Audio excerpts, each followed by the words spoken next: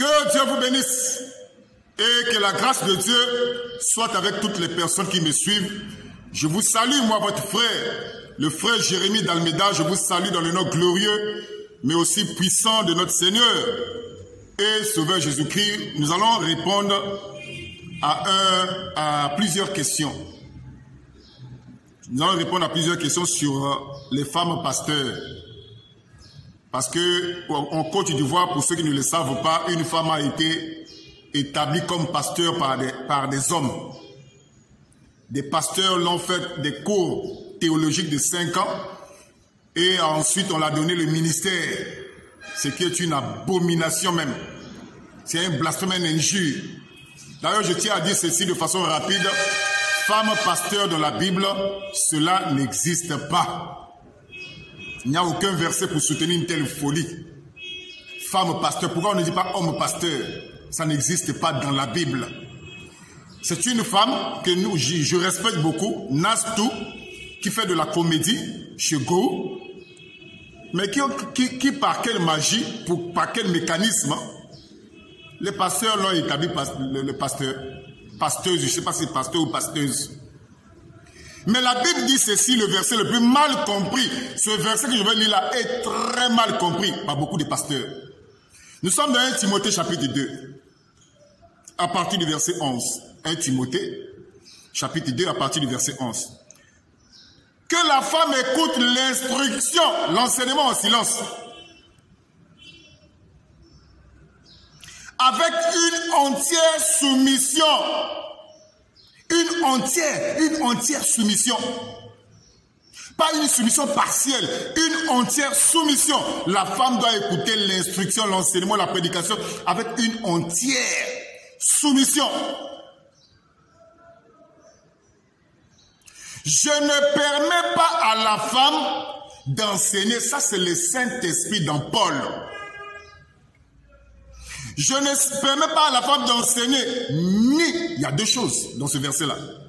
Je ne permets pas à la femme d'enseigner, ça c'est un, ni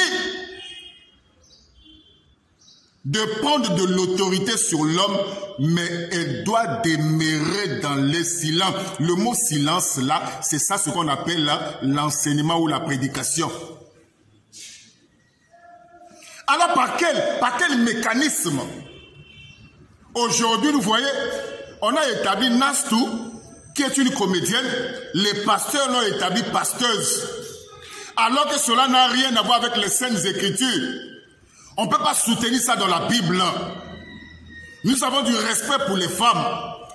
Nous savons que les femmes jouent un grand rôle dans l'église locale. Mais il n'y a aucun verset, même pas un demi-verset de la Bible. Je dis même pas un demi-verset de la Bible pour soutenir le ministère de la femme. Que des femmes pasteurs ou pasteuses. Déjà, on dit que la femme doit demeurer dans une entière soumission. Hein? Excusez-moi, je vais le relire. Que la femme écoute l'instruction en silence avec une entière soumission. Je ne permets pas à la femme d'enseigner ni de prendre de l'autorité sur l'homme.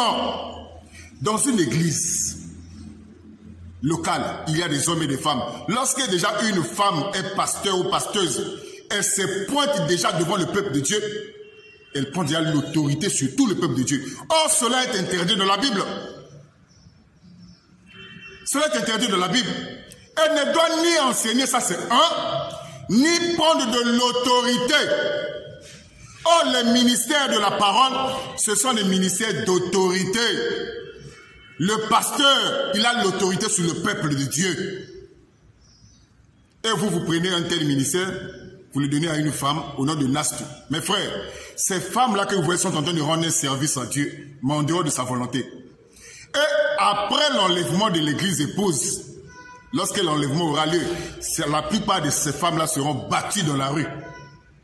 Parce qu'elles ont manipulé et trompé le peuple de Dieu.